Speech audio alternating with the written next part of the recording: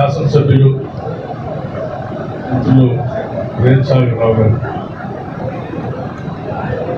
మరో శాసనసభ్యులు మిత్రులు ఐఎన్టీసీ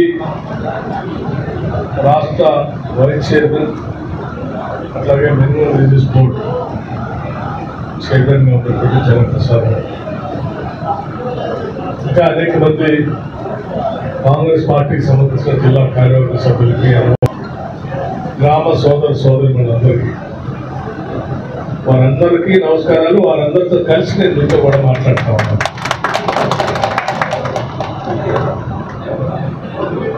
ఎన్నికలు అయిపోయిన తర్వాత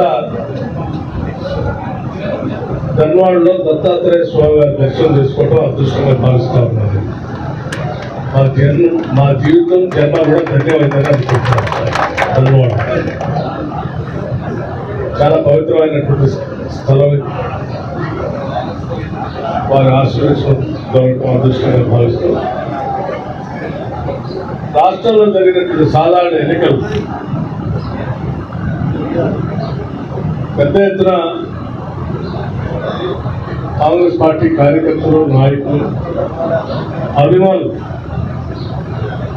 శ్రమించి పార్టీ విజయం కోసం చాలా కష్టపడి పనిచేశారు. ఎంత ఎండలు ఉన్నప్పుడు కూడా వాటి లెక్కలే. వారందరికి కూడా ముందుగా నా హృదయపూర్వకమైనటువంటి ధన్యవాదాలు. ఈ దేశంలో, రాష్ట్రంలో ప్రజాస్వామ్యం నిలబడాలని, ప్రజల ఆస్తులు, సంస్థలు, వ్యవస్థలు, వనరులు అన్నీ కూడా ప్రజలకే ఉండాలని, ఈ దేశానికే ఉండాలని చెప్పి రాష్ట్ర ప్రజలు, దేశ ప్రజలు కూడా పెద్ద ఎత్తున ఈరోజు పోలింగ్లు పాల్గొన్నారు. అందుకోసమే ఈ సంస్థలు, ఆస్తులు, వ్యవస్థలు ప్రజలకే ఉండాలి, దేశానికే ఉండాలని పోరాటం చేసే కాంగ్రెస్ పార్టీకి ఈ రాష్ట్రంలో పెద్ద ఎత్తున ప్రజలు జరిగిన లోక్సభ స్థానాల్లో అధిక శాతం ప్రజలు అత్యధిక స్థానాలు గెలిపించబోతున్నారనేది జరిగినటువంటి ఎన్నికల వాతావరణం బట్టి స్పష్టంగా అర్థమవుతాం. 12 నుంచి 14 స్థానాలు ఈ రాష్ట్రంలో కాంగ్రెస్ పార్టీకి రాబోతా ఉన్నారు. దేశంలో కూడా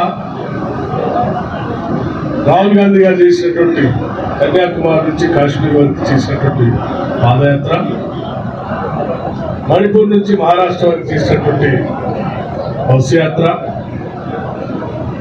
ఈ దేశ జీవన విధానం, ఆర్థిక పరిస్థితులు అన్నిటిపైన కూడా స్పష్టత ఇస్తూ అతిపెద్ద లౌకిక ప్రజాస్వామ్య దేశంగా భారతదేశం నిలబడటానికి పొంచి ఉన్న ప్రమాణాన్ని కూడా ప్రజలు వివరిస్తూ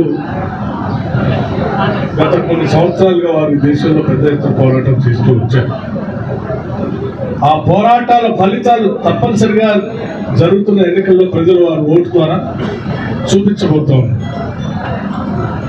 దేశంలో రేపొద్దున ఇండియా కూటమి ప్రభుత్వాన్ని ఏర్పాటు చేయబోతా ఉంది. ఇండియా కూటమి ద్వారా ఈ దేశంలో ఉన్నటువంటి సంపదను ప్రజలకు పంచే కార్యక్రమాలు కూడా రాబోయే ప్రభుత్వం చేపడుతుందని చెప్పి చాలా స్పష్టంగా కొన్ని గ్యారంటీ ద్వారా వారి ప్రకటనలు చేసింది. మనందరికీ తెలిసింది, ఈరోజు దేశంలో ఉన్నటువంటి భావజాలన్నింటినీ కూడా పక్కన పెట్టి ఆర్థిక పరమైన భావజాలాలు, సామాజిక పరమైన భావజాలన్నింటినీ కూడా పక్కన పెట్టి వారి మీద వారు నమ్మకం కోల్పోని కొన్ని రాజకీయ పార్టీలు వేరే వాళ్ళు లేకపోతే వేరే రకరకాల రాజకీయాలకు సంబంధం లేని అంశాలను కూడా ప్రజలకి చొప్పించి లబ్ధి పొందడం కోసం ప్రయత్నం చేశారు.